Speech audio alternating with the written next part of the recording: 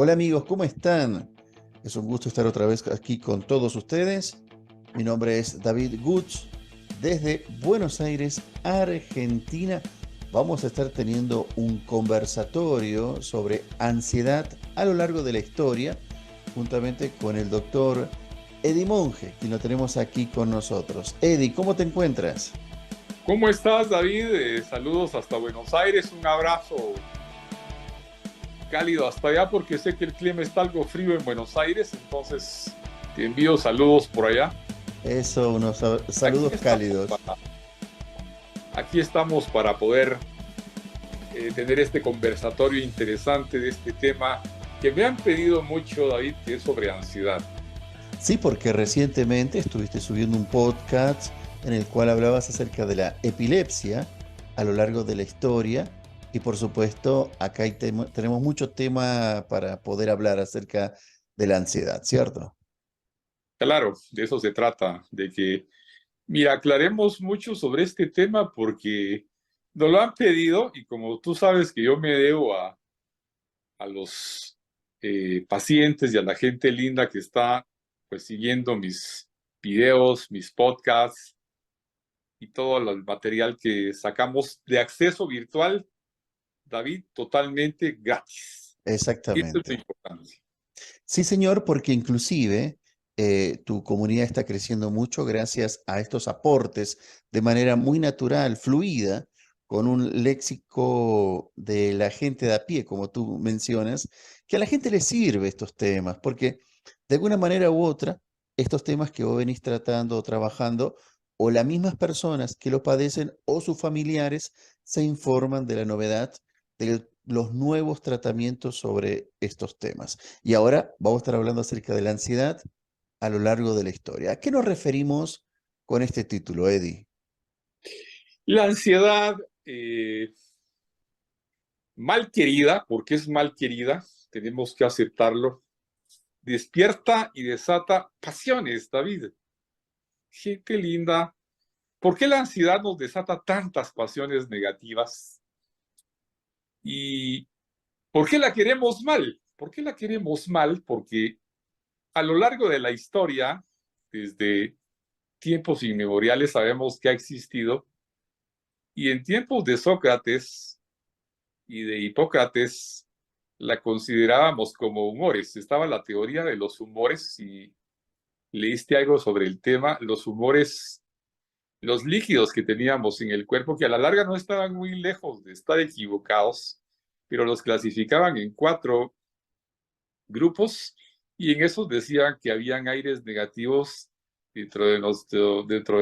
nuestro sistema nervioso, dentro de nuestro sistema corporal, y esto prevaleció por muchos años. No fue sino hasta 1800 que Pinel, un famoso psiquiatra neurólogo también, decidió estudiarlo y al fin clasificó los desórdenes mentales, y hasta hay un hospital psiquiátrico con el nombre de él. Entonces, esto de la ansiedad viene desde hace muchos años, y en 1800 todavía, te cuento, en 1800 los psiquiatras como Kraepelin y como gente estudiosa, Morel, que se dedicaron a estudiar la ansiedad, la clasificaban como histeria y como algo indivisible de los procesos corporales que en parte también no estaban muy lejos. No fue sino hasta los años 1800, por ahí, por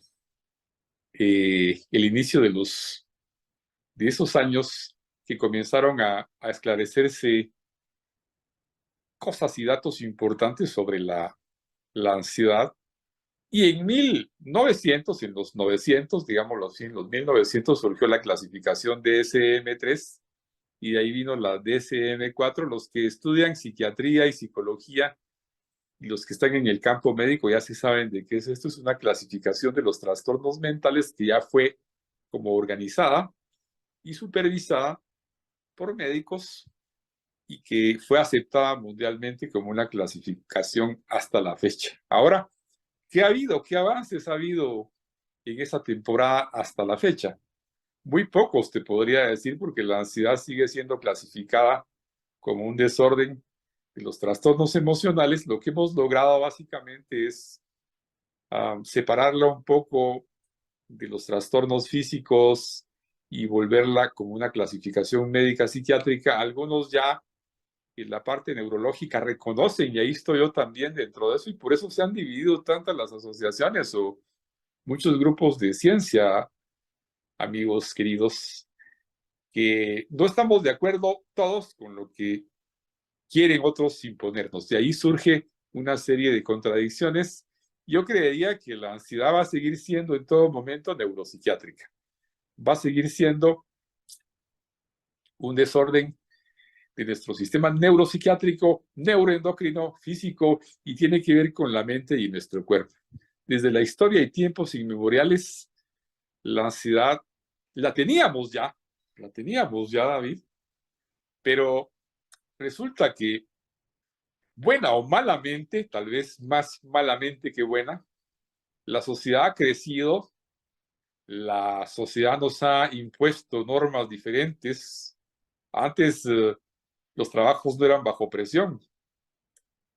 Si escuchamos a nuestros abuelos y escuchamos a nuestros antepasados, nos van a decir que teníamos que trabajar y punto. Ahora ya está sometido a presiones sociales, ya está sometido a una serie de situaciones, no solo laborales, sino familiares, que hacen que la sociedad condicione que te estreses más y que la ansiedad, en vez de ser un proceso básico, como decía Paul Tillich, se vuelva ya un proceso y un desorden patológico en nuestro cuerpo, llegando a alcanzar niveles ahí sí que inalcanzables y provocándonos la enfermedad.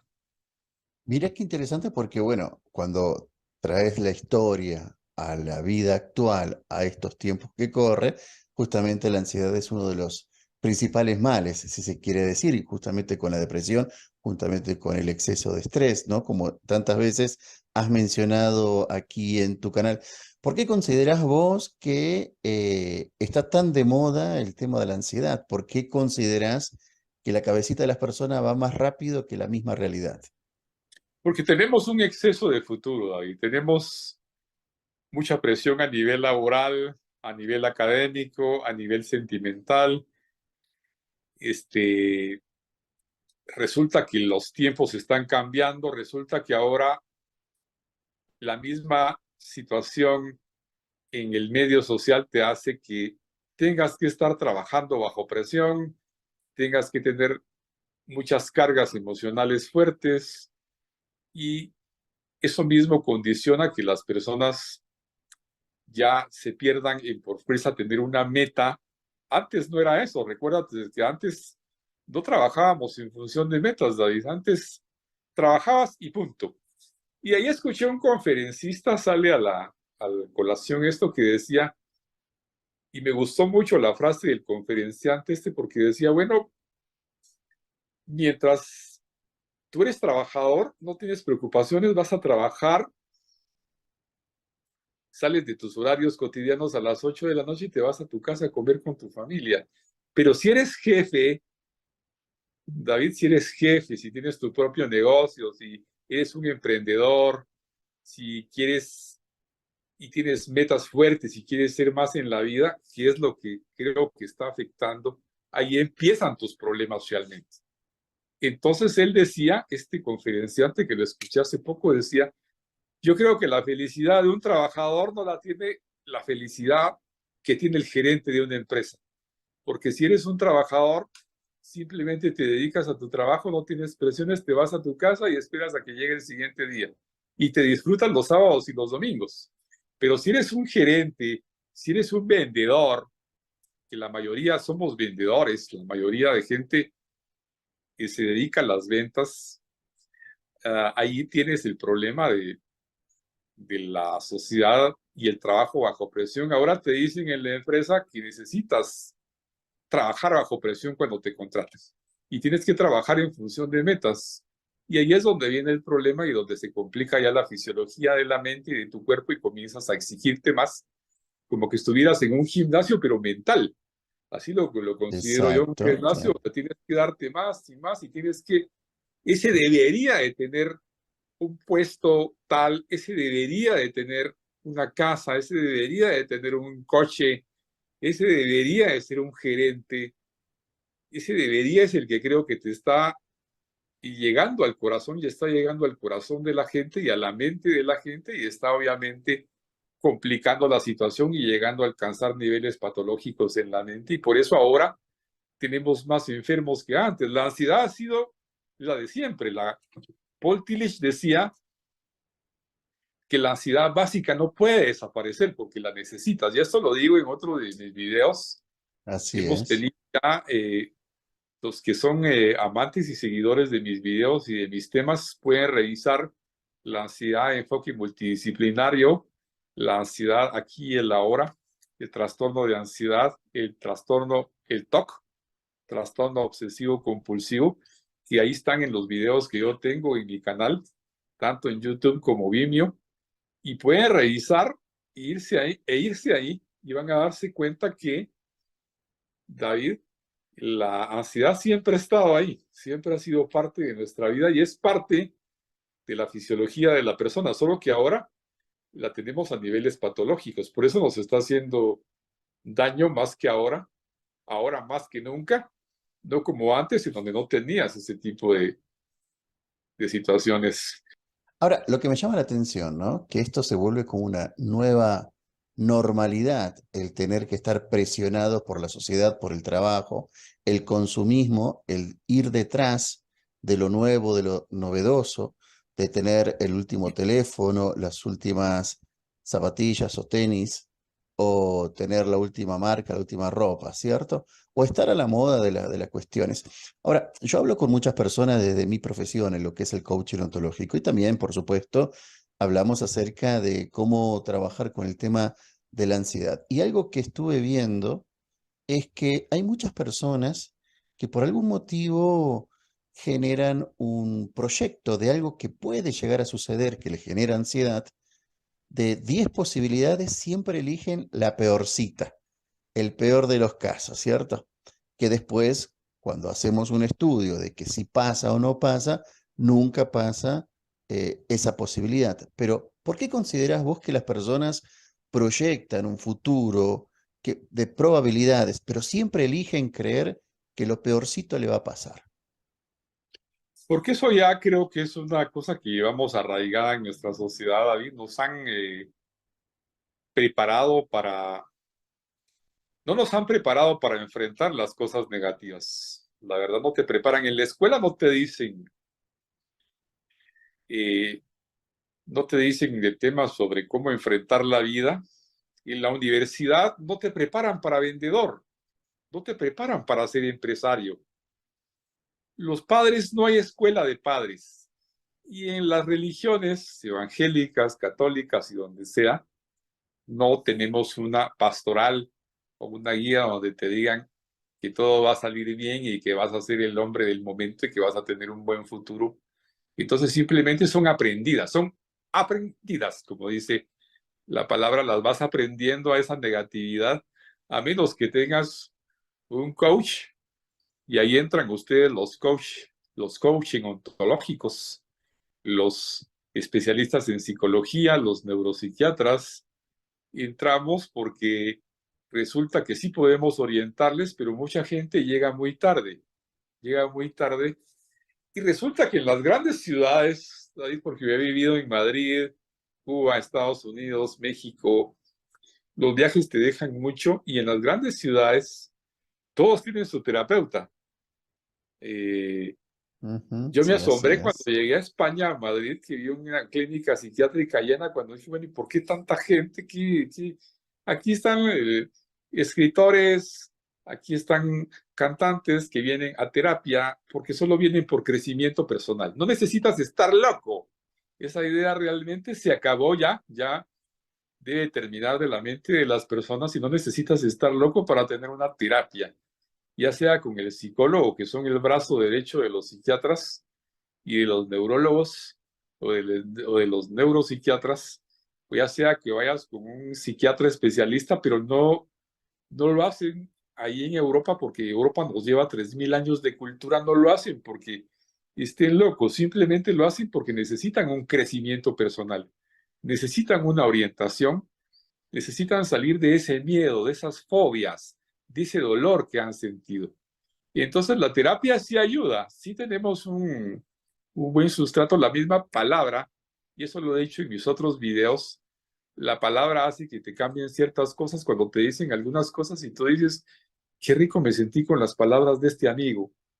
Y el terapeuta me dijo unas palabras asombrosas que me cambiaron el ánimo del día de hoy. Me hizo el día, te dicen algunos cuando te Entiendo. dicen unas palabras. Y entonces, ¿qué quiere decir? Que también la palabra puede cambiar la química de tu cerebro. Todo es bioquímico. Entonces, sí ayuda a una psicoterapia, pero es momentánea. Por eso la psicoterapia va a tener su momento de hacerse. Ahora, los fármacos, los psicofármacos pueden cambiarte esa química, esa velocidad de pensamiento permanentemente, si lo hace un especialista que sepa bien de todo eso. Entonces aquí es donde entra que para que te cures de una ansiedad, para que te recuperes por completo, necesitas no solo psicoterapia, sino que también farmacoterapia y que te ayuden a manejar esa farmacoterapia para que no te vuelvas farmacodependiente. Ahí ese punto es muy importante porque hay gente que te dice que si no se van a volver adictos o farmacodependientes con la medicina? Esa es una de las preguntas que te dicen cuando te están medicando, cuando estamos medicando al paciente. Una de las preguntas que dicen es, doctor, esto no me va a volver farmacodependiente, no me voy a volver adicta. Ese es un miedo que tienen muchos pacientes y debemos tranquilizar al paciente y decirle que esos medicamentos son para administrarse de manera temporal y que vas a seguir su caso hasta el final y que se los vas a quitar para que se curen por completo de la ansiedad. Entonces, una ansiedad en buenas manos y está totalmente vencida, amigos míos. Está totalmente derrotada. Ya no hay justificación para que un paciente esté con medicamentos por largos periodos de tiempo y que después tengamos que hacerle una detox o una desintoxicación que no era necesaria porque el caso fue maltratado desde un inicio y no lo medicaron bien o no supieron cómo y en qué momento retirar el Así medicamento. Es es. decir, aquí ya nos pasamos a la parte de terapéutica, David, y ganas del tiempo, porque va a ser necesario, si a través de la historia hemos tenido la ansiedad y es una ansiedad básica, ahora la tenemos más fuerte, pero tenemos que tratarla. Es algo inevitable que temprano o tarde el paciente llega a la clínica o llega con un amigo y el amigo le dice qué tiene que hacer. Y en muchos casos, los amigos o las personas que no conocen de psicología o que no conocen de un tratamiento neurológico o del sistema nervioso los confunden más y los llevan a otra cosa como meterse a drogas, vicios, alcohol. ¿Qué le dicen al adolescente? Mira, échate unos tragos o fuma estos cigarrillos y total terminan, sobre todo en adolescentes vulnerables, que lo vemos mucho. En mi caso yo miro mucho adolescente, tanto jóvenes, mujeres como hombres adolescentes vulnerables que me mandan de colegios y nos refieren a nuestro equipo de trabajo y vemos que casi la mayoría son adolescentes vulnerables que no saben qué camino tomar. Eddie, entonces, ¿a dónde va la humanidad con el tema de la ansiedad? Ya que estamos hablando, ¿no? La ansiedad a lo largo de la historia. ¿Qué considera vos? ¿Cuál es tu mirada?